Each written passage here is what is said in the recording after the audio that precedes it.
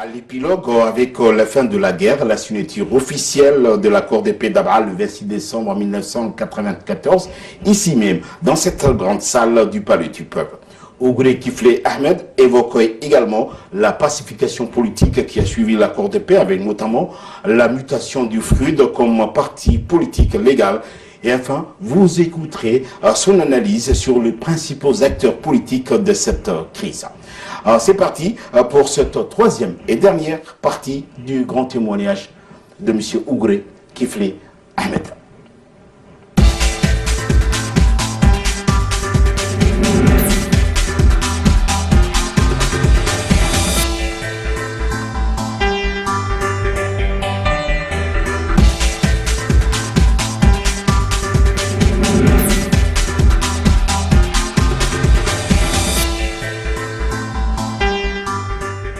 Abordons plutôt les pourparlers d'Abra qui vont durer jusqu'au 18 décembre 1994, soit pratiquement 6 mois.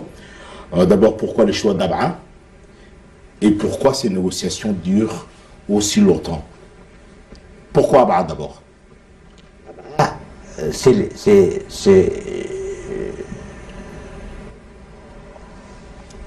En octobre 1991, c'est là qu'il y a eu le premier affrontement. Ce n'était pas l'offensive du FRID, mais le FRID il était positionné à bas, que les forces gouvernementales viennent s'attaquer à nos éléments avant qu'on déclenche les hostilités. Les hostilités, il y avait des jours J pour les hostilités. Mais un contingent de FRID, un petit contingent de 100 bonhommes avait pris position à Abra et attendait l'ordre de faire quoi que ce soit. C'est là que les forces gouvernementales se sont précipitées, se sont pris à Abra. Donc, le premier accrochage entre le FRID et le gouvernement, c'était, et les hasards a fait que ce soit Abra, comme vous l'entendez. Vous voyez? Mais les hostilités, réellement, ont été déclenchées le 12 novembre 1991, c'est-à-dire plus d'un mois après.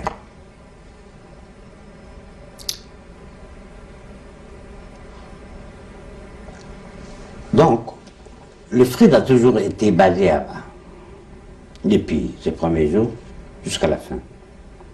Et donc, le point le plus proche, dans le sud-ouest, l'antenne, le point le plus proche où le FRID avait sa présence, c'était à bas.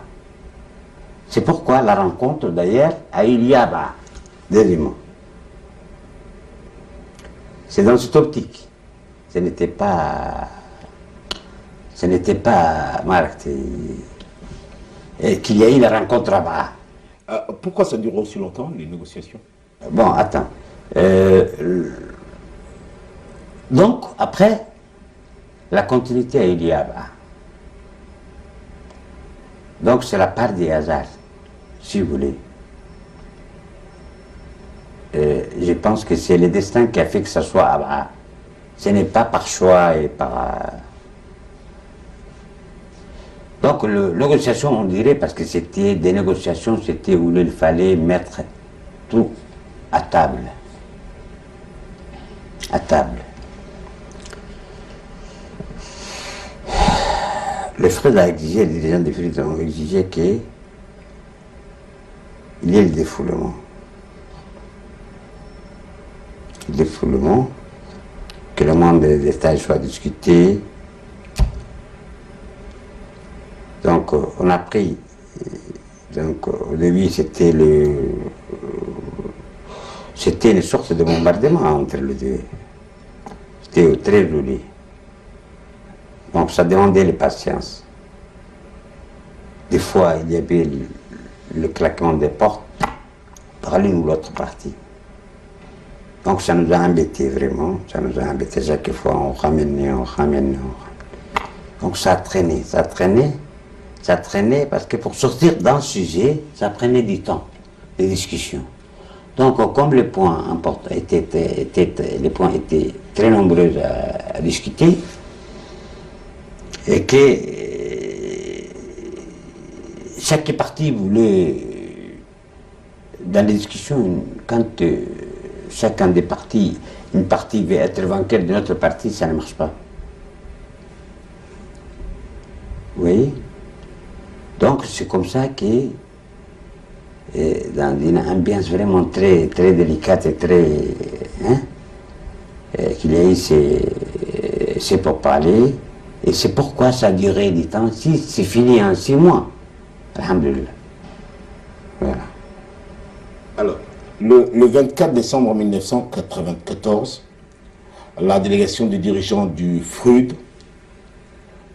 et de leur suite, composée d'une 40aine de personnes, débarque dans la capitale, à Djibouti. Quelles sont vos premières impressions et quels sont les sentiments qui vous dominent en ce moment-là, à la fin de ces négociations de paix d'Abra? Vous rentrez à Djibouti. Quels sont vos sentiments? Quelles sont les impressions? Vos impressions?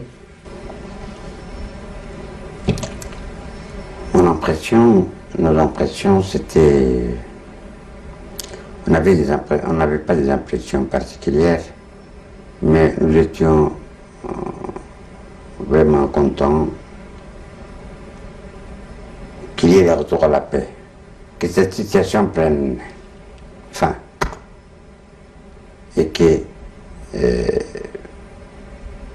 négociations, les pourparlers ont abouti à des accords. Nous étions contents de cela. Elle a resté incombée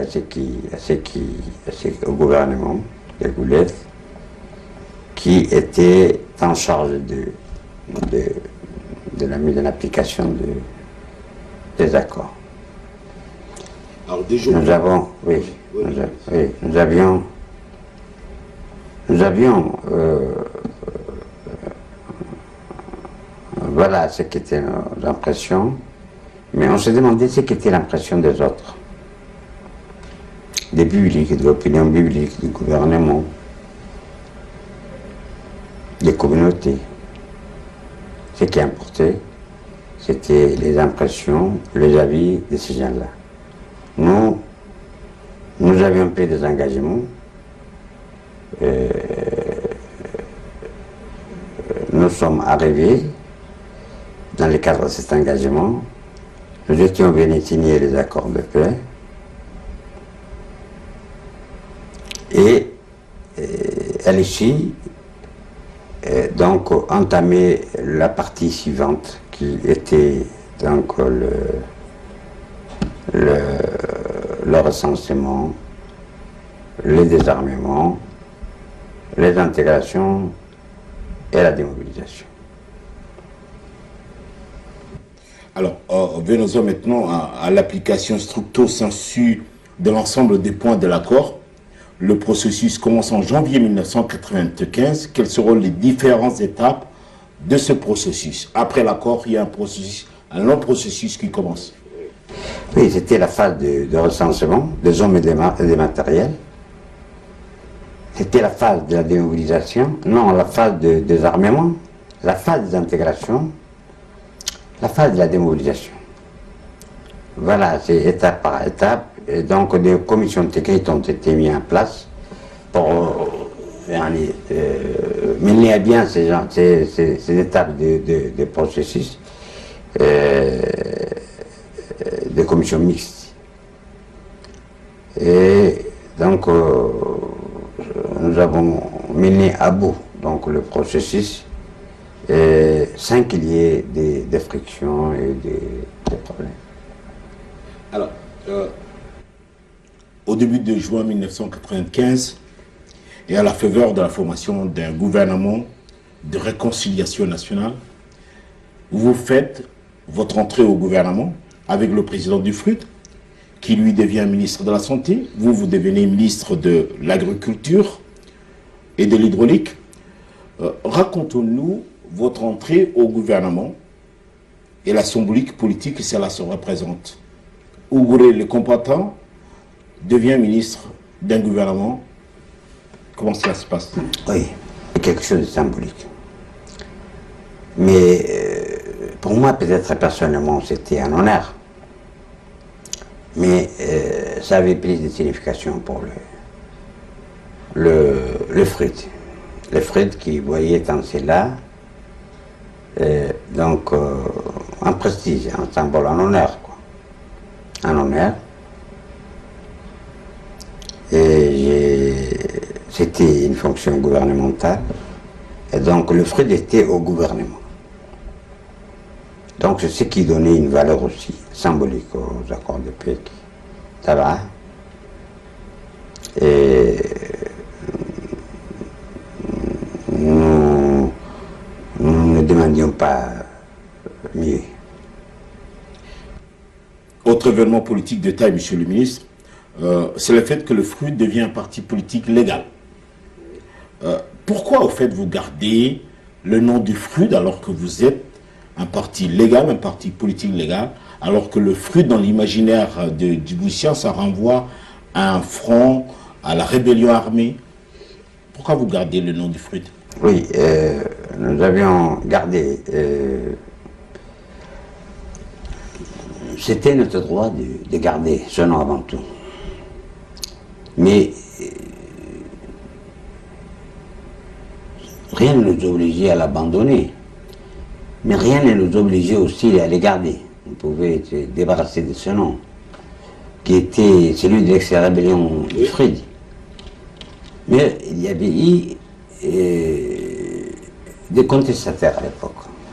Des contestataires qui étaient un peu plus d'une centaine, qui étaient restés aux côtés d'Ahmedini. Donc, nous avions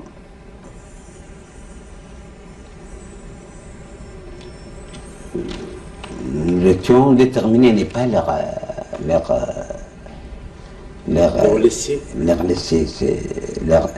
laisser parce que nous savions qu'ils allaient s'en servir de ces noms. Même après que nous avons pris ce nom, adopté ce nom, gardé ce nom en tant que parti légal, ils se sont servis de ce nom. Ils n'ont pas hésité à s'en servir. Ce que nous craignons, c'est pour leur priver de ce privilège que les Fred étaient partis à Djibouti. C'était une ancienne rébellion. Une ancienne rébellion, actuellement devenue Fred. C'est la raison pour laquelle nous avons gardé le nom du Fred.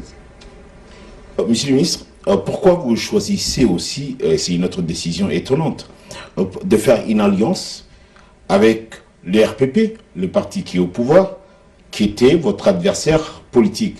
C'est une décision étonnante et qui n'a pas été comprise à l'époque. Non? L'alliance? Oui. Oui, c'était un des points des accords, le fait d'avoir des alliances avec que le Fred devait avoir, après s'être transformé en tant que parti politique, devait avoir des liens avec, alliance avec le RPP. C'était un des points des accords. La question de cette alliance, c'était donc le Fred, c'est pour... je vais vous dire que M. Ismaël Margueli était le président de cette situation, était les patrons et les garants de cette situation. Mais l'idée d'une alliance avec le RPP émanait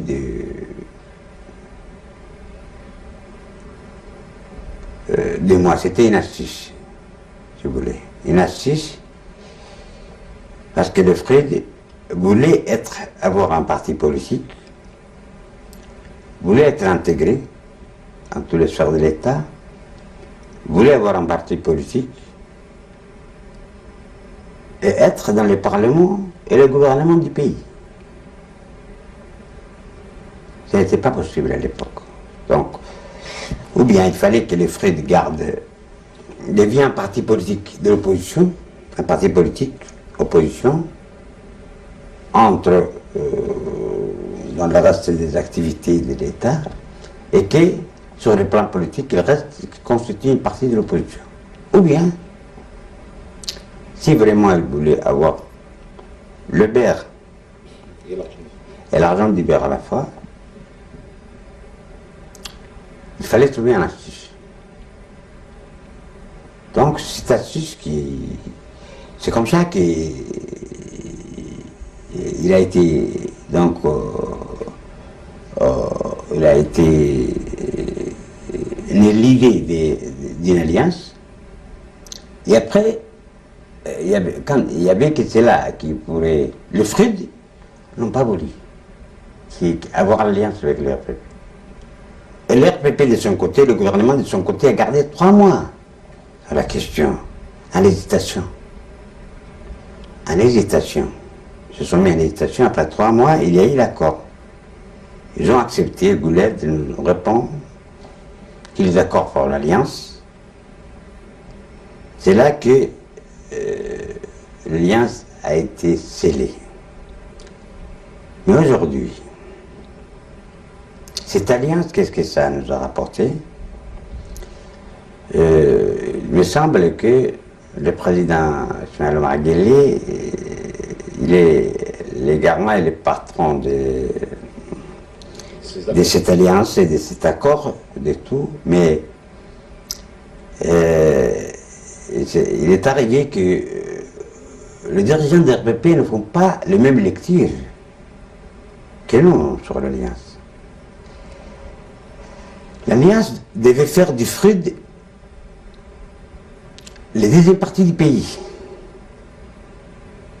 Tant que le RPP est au pouvoir,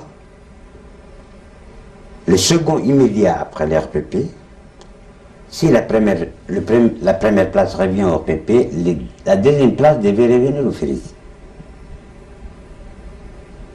C'est la question qui est d'actualité, et le FRED reproche que l'alliance ne nous a pas profité, n'a pas profité. Reproche à qui, monsieur le ministre? Hein? Reproche à qui? Ne l'a pas profité. Il n'a pas profité.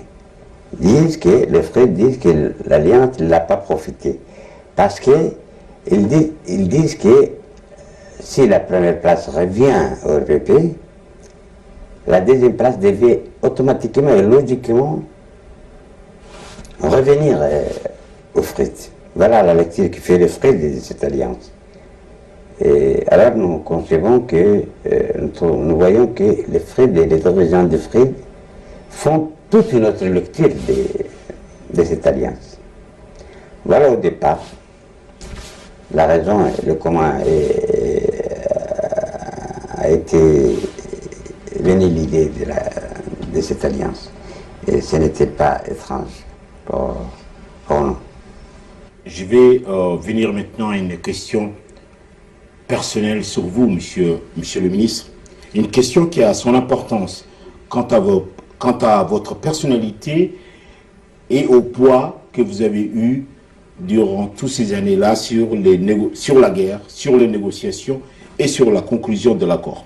Au cours de cette période, les éléments du FRUD, contestateur, et son président Ahmed Dini vous considèrent, vous personnellement, comme un traître et vous qualifient de Agaba, un terme en langue afar qui veut dire littéralement je m'en fous.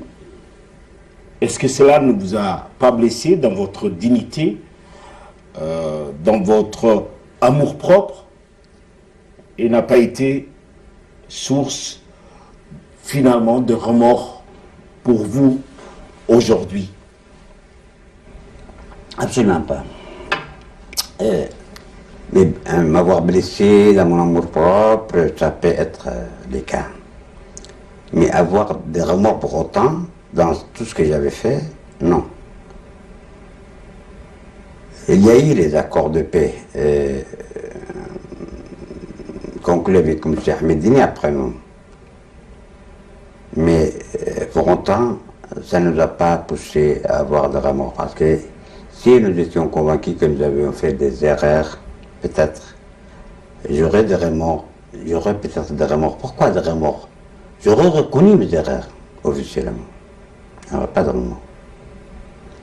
Mais jusqu'aujourd'hui, dans tout ce que j'avais fait à l'époque, dans tout ce que nous avions fait à l'époque, aucun, quel que soit, et personne ne peut prouver que nous avions fait des erreurs. Donc, le mot, quand on a dit que j'étais le traître à la cause Afar,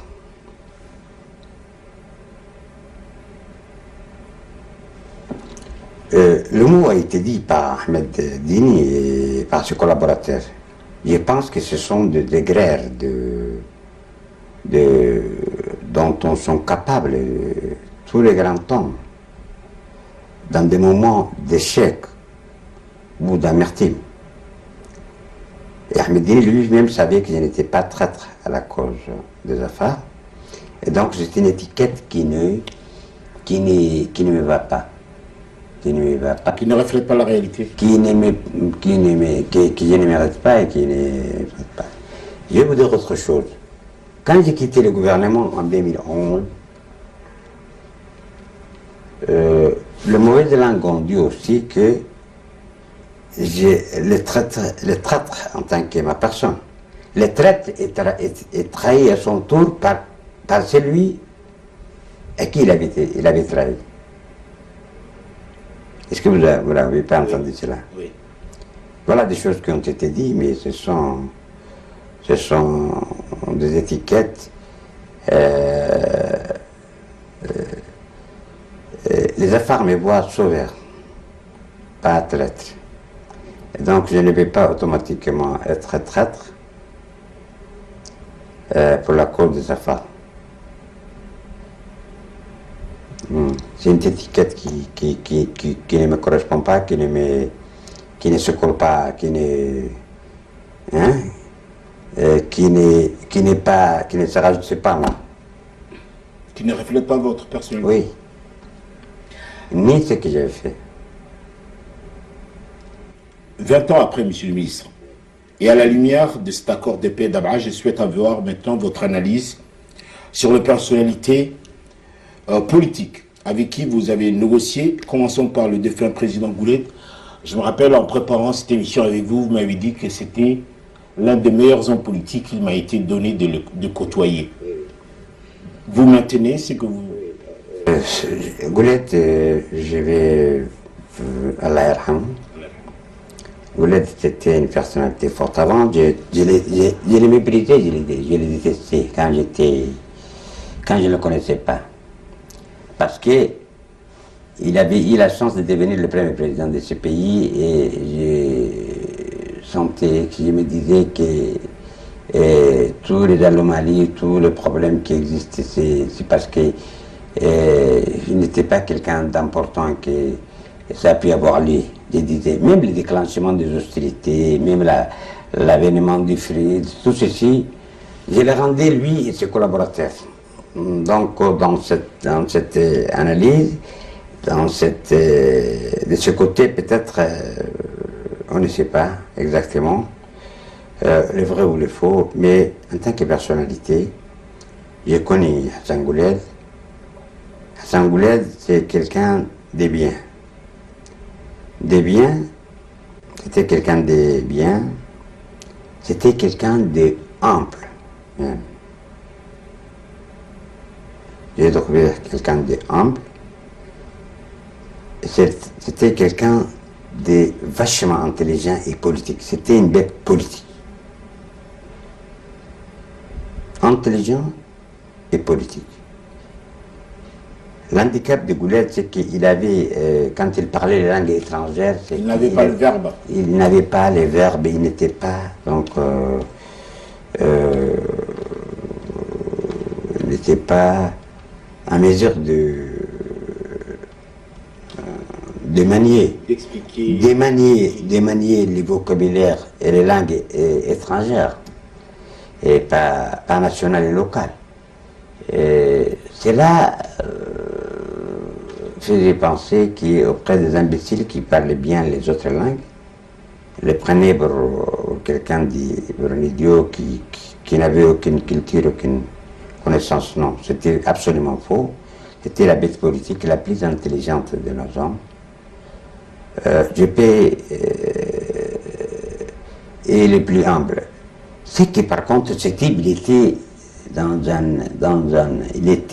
un masque d'orgueil qui n'allait pas bien avec lui,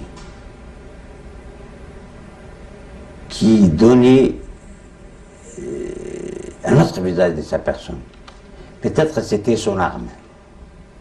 Chacun a sa façon sa carapace, sa façon de se comporter, je pense que ceci, c'était cet orgueil.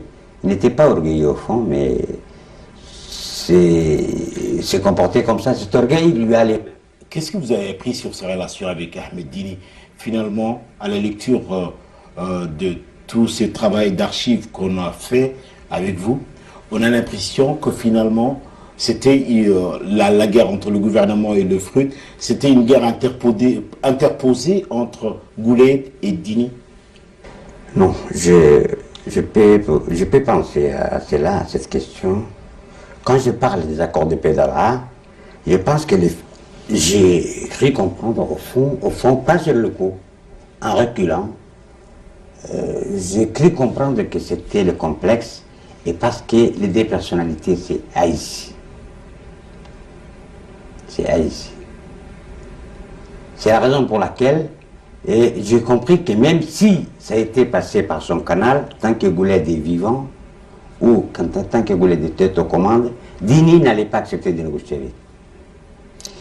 Donc les deux hommes qui étaient des grands amis, qui avaient fait ce pays en tant que pays souverain et indépendant, et vraiment ils s'étaient déchirés au point vraiment de non-retour. Peut-être que les alentours, l'opinion nationale djiboutienne n'avait pas conscience de cette déchirure, mais c'était entamé au plus profond des deux hommes. Ça, je n'avais pas compris d'Ahmed Dini, mais j'ai compris avec Goulet qu'il s'était déchiré, que la paix n'était pas d'accord, ne pourrait pas parvenir entre eux. Et cela aussi m'a renforcé à l'époque d'Abba, je ne comprenais pas son attitude et son entêtement et ses refus, parce que les types qui étaient nuit et jour à la recherche d'une solution négociée avec le gouvernement, s'est mis à la fois le volte-face et retourne le veste et dit merde. Là, je n'arrivais pas à avaler et à comprendre, mais je crois qu'au fond, c'est ça qui a joué. Donc, de ce côté, il y avait Hassan Goulet, de ce côté, il y avait Dini. C'est ça qui a fait que Ahmed Dini soit sacrifié lors des accords d'Abra. Mais on parlait de Goulet. Goulet, c'était quelqu'un de grand. Et je peux penser que quelquefois, quels que soient les défauts, les erreurs qu'il a pu commettre politiquement dans le passé, certainement, et les défauts qu'il pourrait avoir, c'était une grande figure, une personnalité, une grande personnalité, Hassan Goulet, le plus fort au fond de tous les politiques que j'ai connus. Donc, je peux penser que quelqu'un d'autre était plus fort que lui, qui était d'une autre dimension, c'était Mahmoud Harbi, Farah.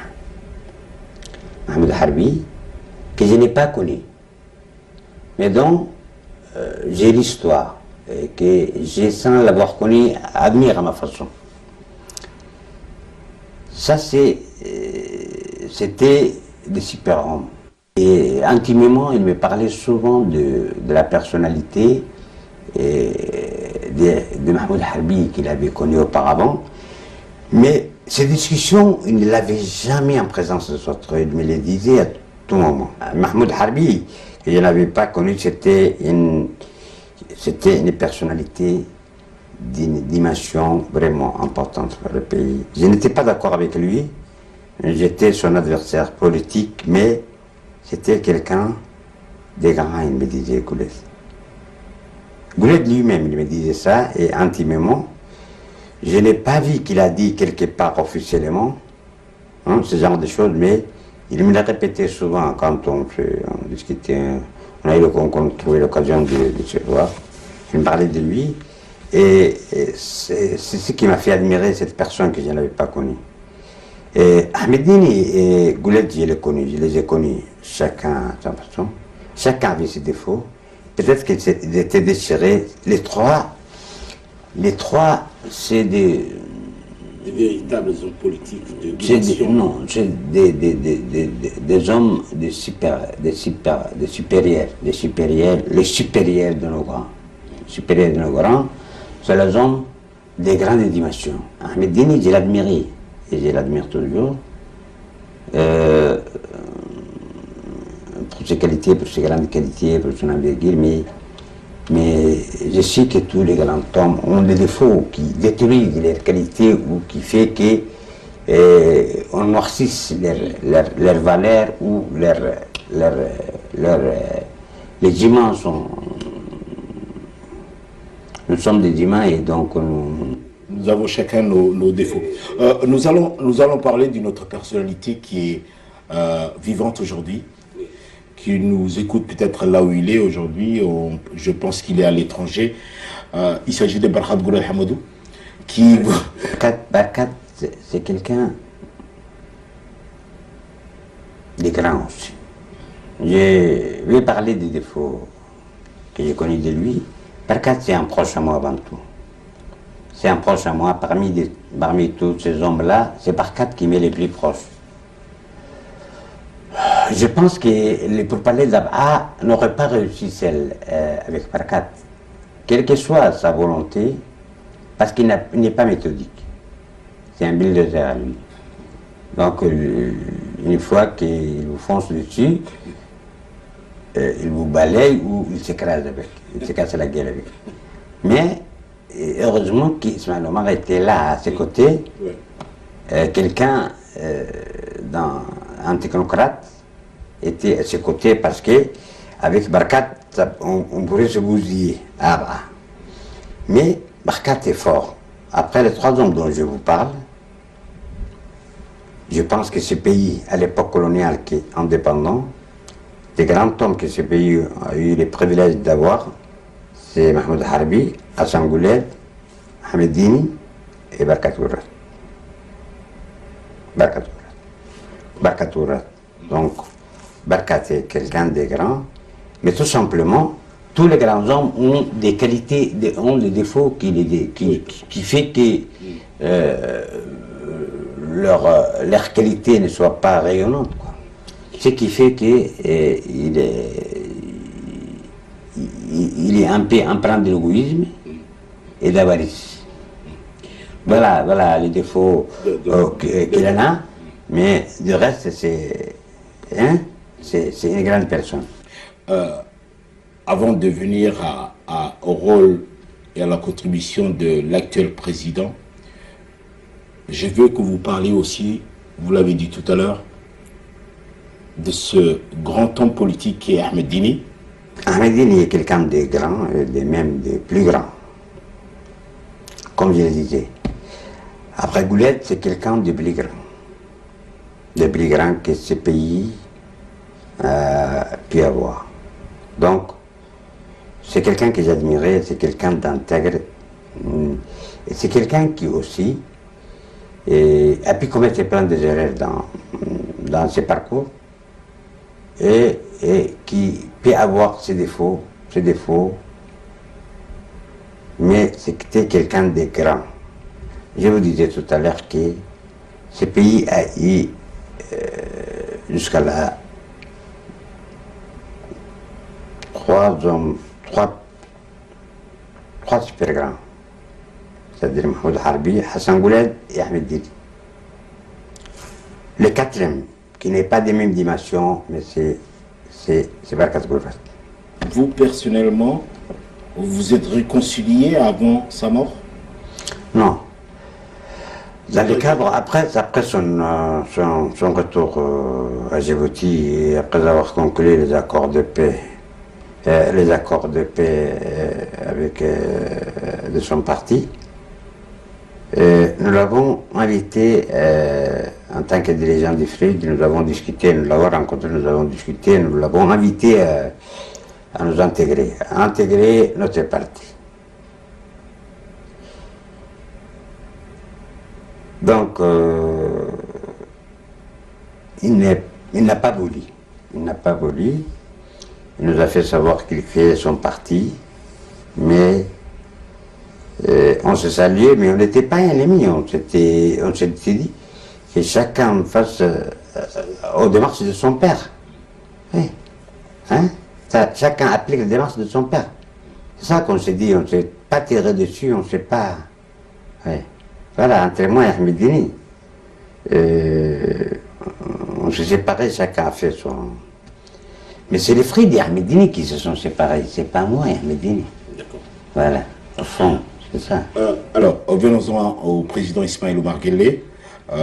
Comment vous analysez son apport dans cette crise pour réconcilier les points de vue des deux partis, son rôle, et finalement, est-ce qu'on peut dire aujourd'hui que la paix est finalement l'acte le plus important que Ismaël Omar Guelleh a rempli à destination ou à l'endroit des Djiboutiens et des Djibouti, et que finalement c'est ce qui définit le mieux sa politique? Ismaël Omar, c'est quelqu'un de grand, de très grand. D'ailleurs, nous avons eu le privilège de l'avoir comme interlocuteur dans les négociations d'Ava.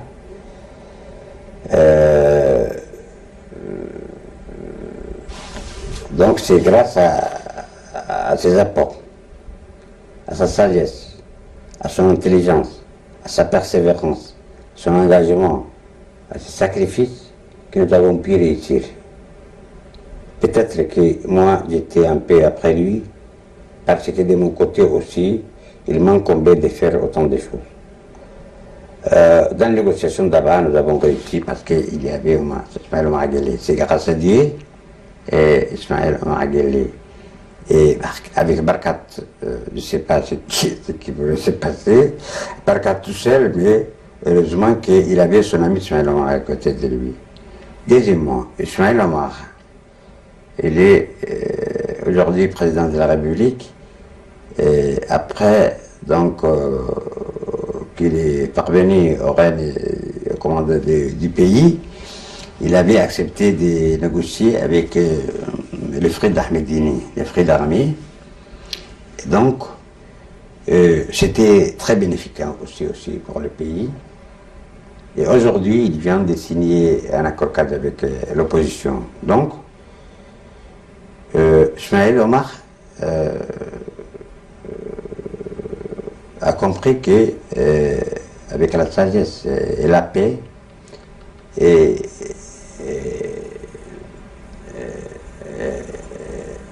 on parvient, on va plus loin qu'avec la guerre et la confrontation.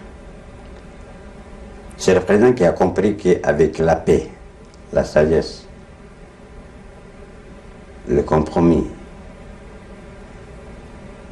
et on va très loin, plus loin que donc, le parcours qu'on peut faire dans l'affrontement, dans les confrontations, dans les conflits. C'est quelqu'un qui a bien compris cette stratégie et qui l'utilise à merveille. Aujourd'hui, et ce que je vis avec ce qui s'est passé avec l'USN, avant-hier. Alors restons toujours sur lui. En 99, pour évoquer un autre point, avant de conclure ces longs entretiens que vous avez bien voulu nous donner et en vous remerciant, en 1999, donc le président Ismaël Omar Guelleh est élu comme deuxième président de la République après Hassan Goulet, qui a été son chef de cabinet et qui fut son mentor. Et 2 ans après, le gouvernement du président Ismaël Omar Guelleh conclut un accord de paix définitif avec l'aile d'Ahmedini du FRUD, appelé FRUD Armée. Est-ce que le président vous consulte d'abord? Et comment vous réagissez à la signature de cet accord? Oui, à propos de l'accord de paix de 2001 avec Ahmedini, le président l'a fait en concertation avec nous, l'a engagé en concertation avec nous. Ce n'est nulle part.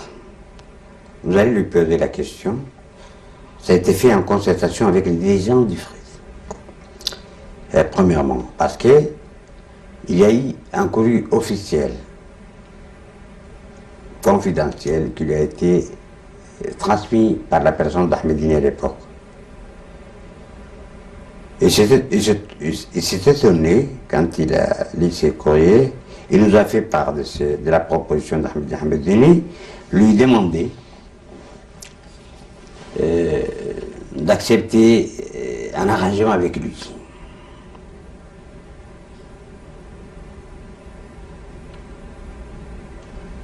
Donc il nous a fait part confidentiellement. C'était à l'entrée de Ramadan. Et nous avons pris 40 jours. 40 jours, après 40 jours, nous lui avons fait part. Il nous a demandé notre avis. Le président, non seulement il détestait Ahmedine, non, c'est parce qu'il détestait Ahmedine, mais il se méfiait d'Ahmedine.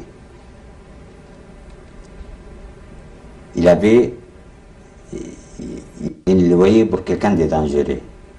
Donc il s'est demandé si ce n'était pas une manœuvre politique de sa part. Alors que, en plus, il avait vu qu'il n'avait pas accepté le manœuvre, l'offre de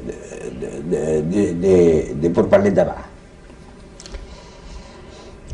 Et dans quel posture il s'était fait à l'époque, il se rappelle à Ismaël Omar, rappelant cela, il s'est demandé si ce n'était pas des manœuvres de sa part. Mais nous aussi, on n'était pas si sûrs. Mais c'est lui qui avait pris l'initiative de lui. Ce n'est même pas 6 mois après qu'Ismaël Omar est venu parvenir au président. Cette initiative d'Ahmedine m'a fait croire que c'est la personne qui s'attendait à ce que Gouled cède la place. Donc, est-ce que Gouled, est-ce que Dini, ce n'est pas la paix qu'il refusait, je sais, ce n'était pas la paix, mais c'est la personne de Gouled qui ne voulait pas. Alors, nous avons dit, le Frid, les dirigeants de Frid, voyaient ça comme un abcès. Le rebelle, le mouvement d'Ahmedine, c'était un mouvement créé après. Après, il n'y avait pas eu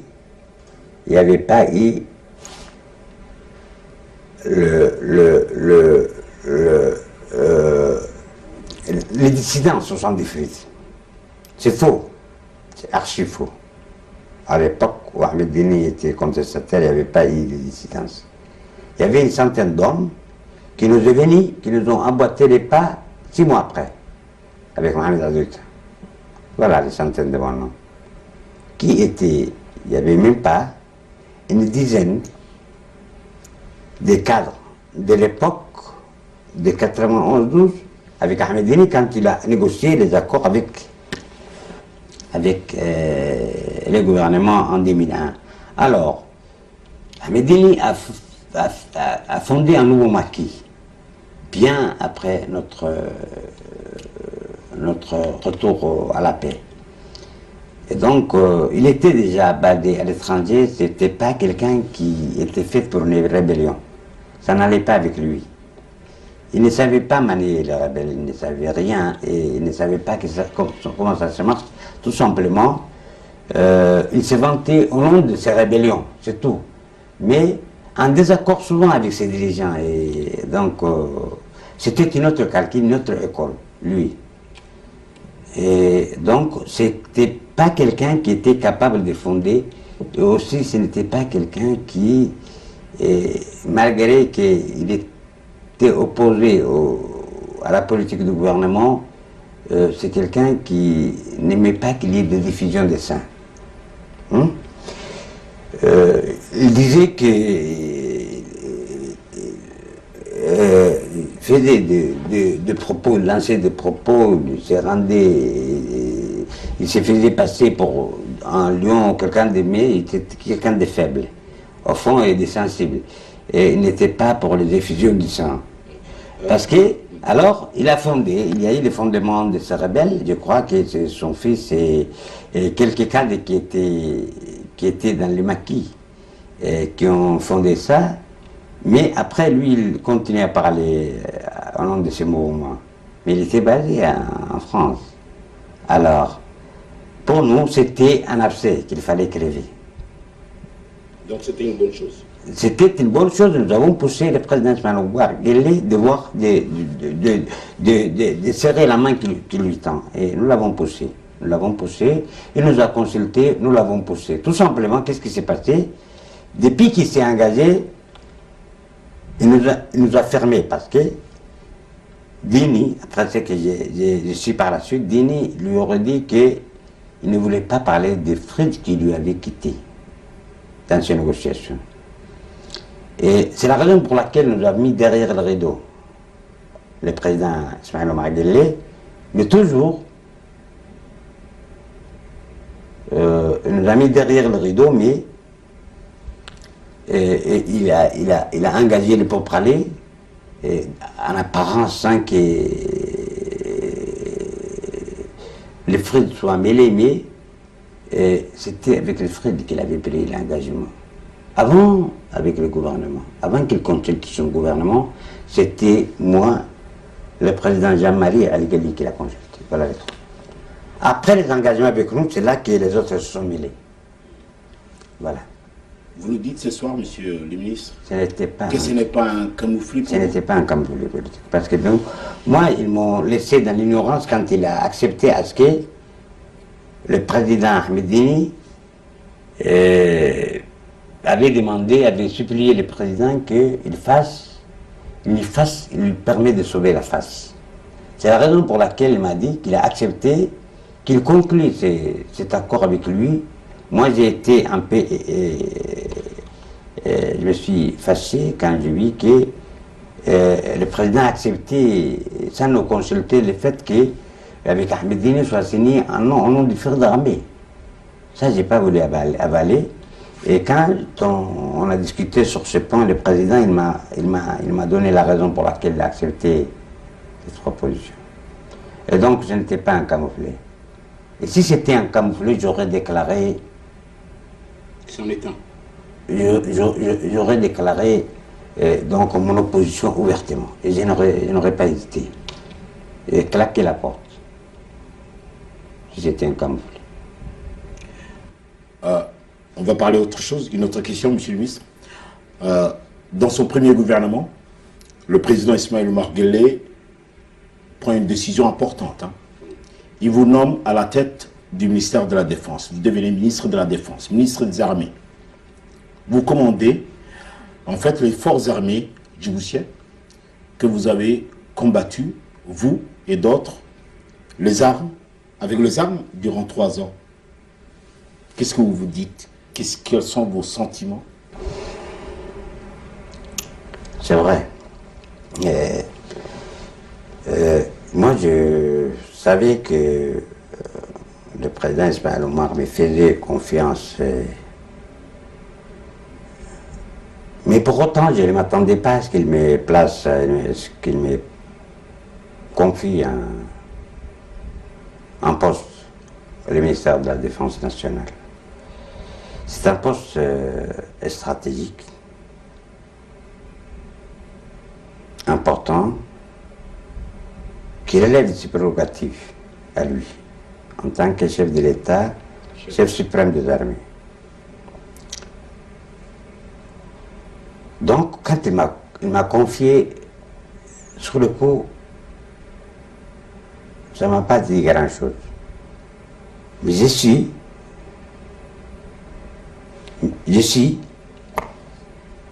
un ou 2 jours après, que c'était quelque chose d'important. Pourquoi?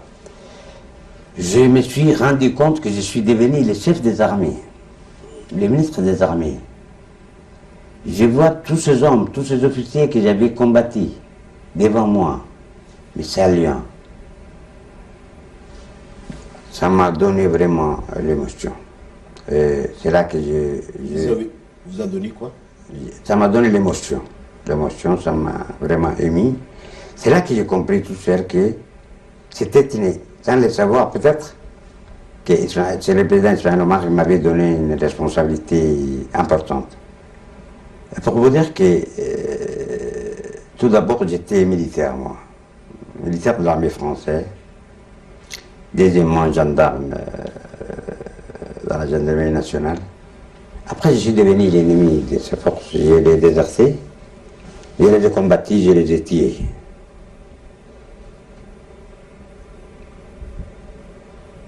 Je les ai emprisonnés, je les ai tués. Après, je deviens leur supérieur. Ça, c'est pas par raisonnement qu'on est parvenu à cela, mais je pense que c'est la force du destin qui a fait tout cela. Et je ne sais pas comment c'est arrivé, en tout cas, c'est mon destin. Le fait que je devienne ministre de la Défense et le fait que je sois ministre au gouvernement, je ne le conçois pas de la même façon. Donc, qu'est-ce qui est le plus important? Le ministre de la Défense? Oui, le fait que je sois le ministre de la Défense. C'est ça qui est le plus important. Et j'ai trouvé des hommes qui étaient fidèles et loyaux, que je combattis, qui étaient loyaux, comme ils l'étaient avant avec les autres, qui étaient avec moi, et ça a provoqué mon admiration pour eux. Donc j'ai été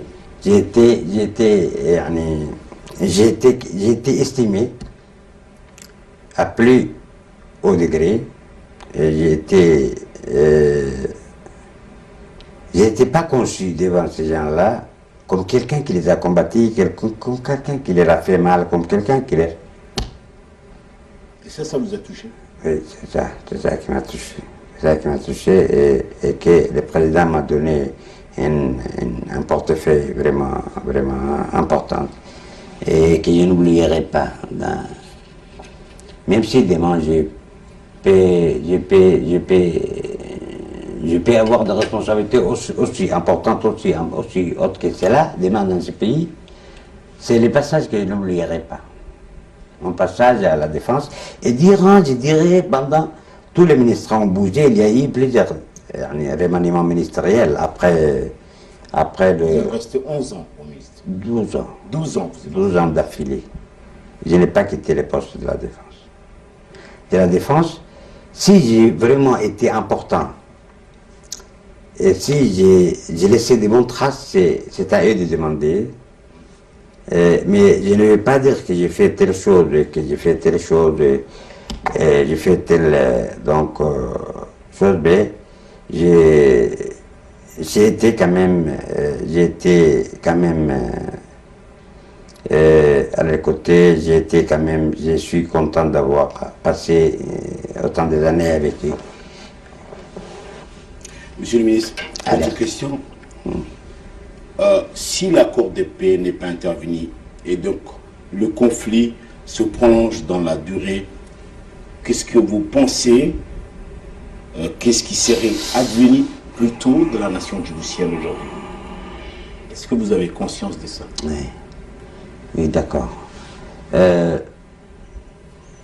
Si le conflit, si l'accord de paix d'Abraham n'était pas intervenu, il y aurait eu la continuité des hostilités. D'abord, nos objectifs n'étaient pas que de renverser les gouvernements et d'écarter les autres pour nous installer. Nous pensions, nous imaginions au départ que nous allons être compris dès le premier éclatement des hostilités. Quand ce fut le contraire, nous sommes débattus pour que nous puissions obtenir, nous puissions nous imposer. Si ça n'avait pas continué, donc il fallait trouver d'autres issues à la crise. Et si, ou bien ce serait la sécession, ou bien ce serait la somalisation, ou bien ce serait donc la destruction d'un pays, la destruction civile. Il y aurait des tueries des civils, on se serait acharné contre des civils des autres communautés, hein, et ils auraient fait de même sur nous, donc ce serait quelque chose de dramatique et invivable. Ou bien, s'il n'y a pas eu ces négociations, il y aurait eu des négociations, ou bien, s'il n'y en a pas eu, ce serait la séparation, la partition.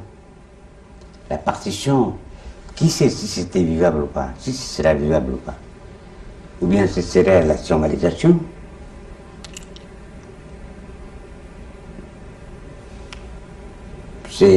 On n'avait pas réfléchi sur ce facteur, mais ce serait pas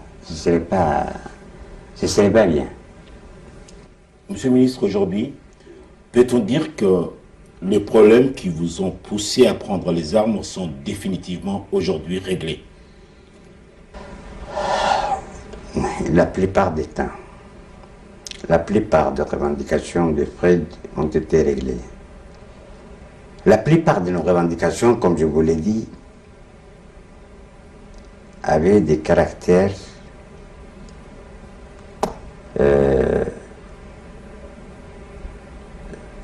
de problèmes ethniques, de l'identité, de rejet de l'identité ethnique, de l'étouffement, de la marginalisation. C'était ça les problèmes. C'était ça. Donc, c'était pour faire croire, pour faire comprendre que ces pays, nous les avons avec les autres. Donc, ce problème, les points de désaccord, l'essentiel, 90%, sont appliqués par le gouvernement, mais il y a un autre problème qui devait être réglé progressivement, c'est-à-dire de rééquilibrage. Dans différentes sphères de l'État, des gens de la communauté afro, des gens de la communauté afro.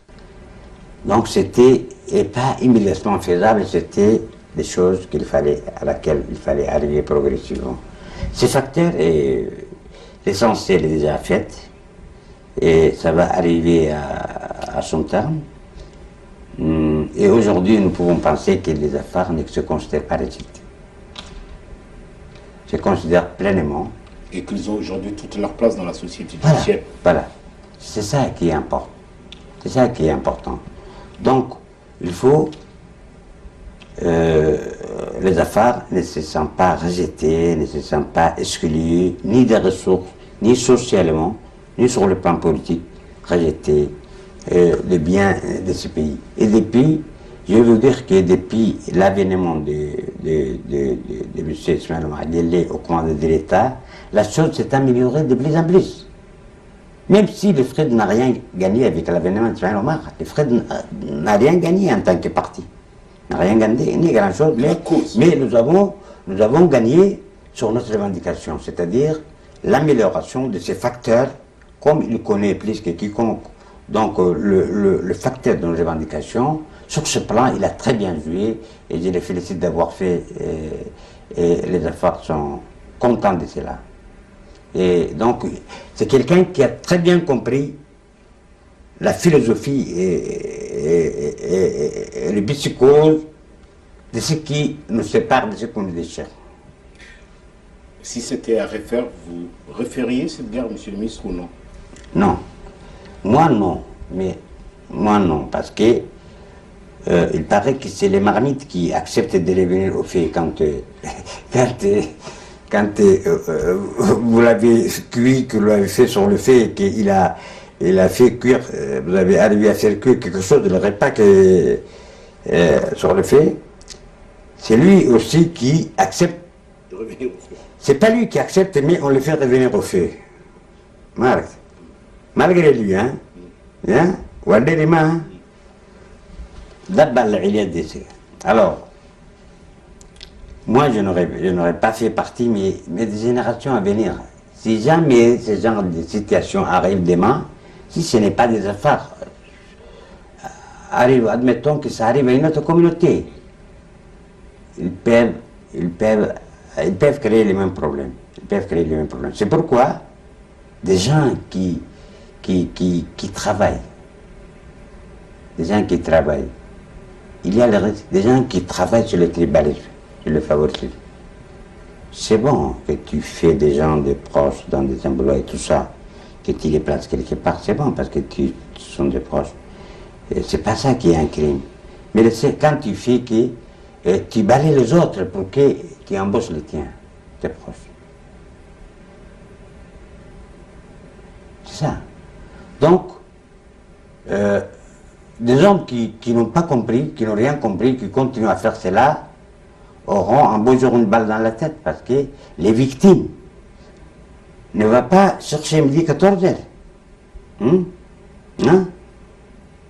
Et donc, c'est pas bon de faire des injustices inacceptables sur les gens, quel que soit son appartenance ethnique.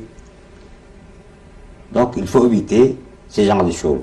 Donc, à moins que des générations à venir, foutent le bordel. Pour l'instant, les choses vont bien et la classe politique actuelle semble avoir bien compris, et surtout sous la conduite de l'actuel président, qui a vécu la première période, qui connaît après la période de crise, qui aujourd'hui aussi il est le président.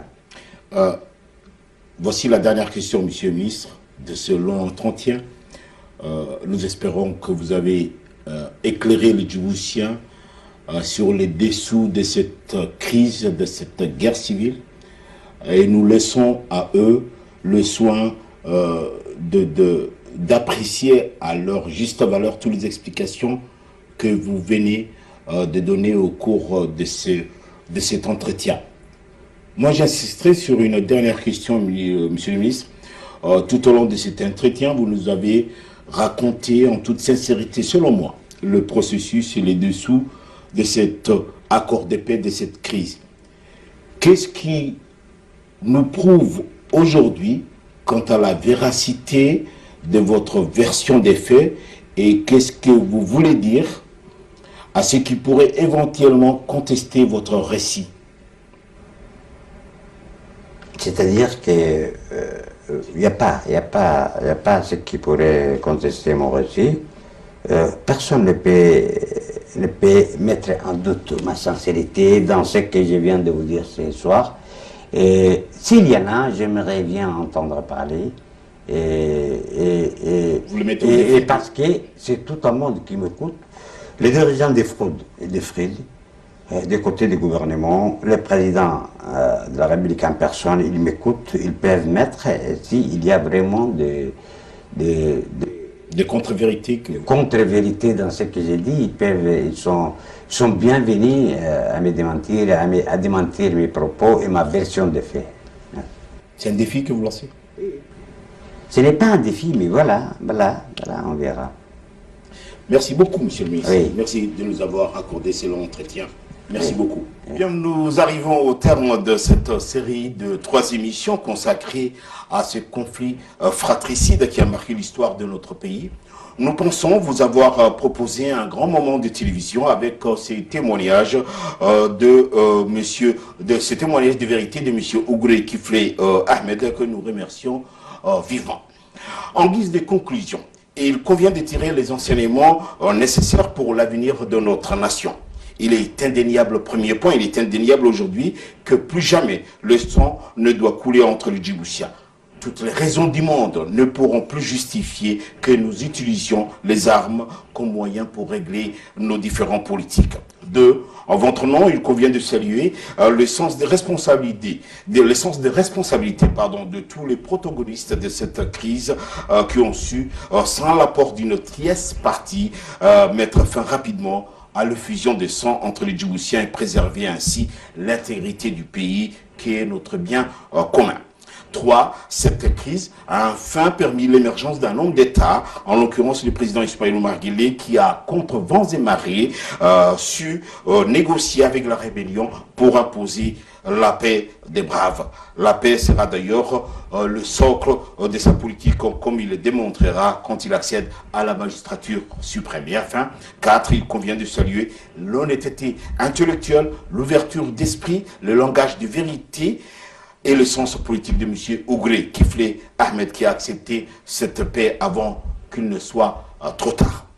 Merci aux équipes de production et aux techniciens de WAPROD qui ont mis leur cœur et leur sens de professionnalisme au service de la production de cette série d'émissions du dossier du mois. Merci à la direction du Palais du Peuple qui nous a très gentiment accueillis dans cette salle pour enregistrer les présentations plateau. Merci à vous, fidèles téléspectateurs de ce magazine. À très bientôt pour un nouveau numéro du dossier du mois. Excellente soirée. Bonsoir. Merci.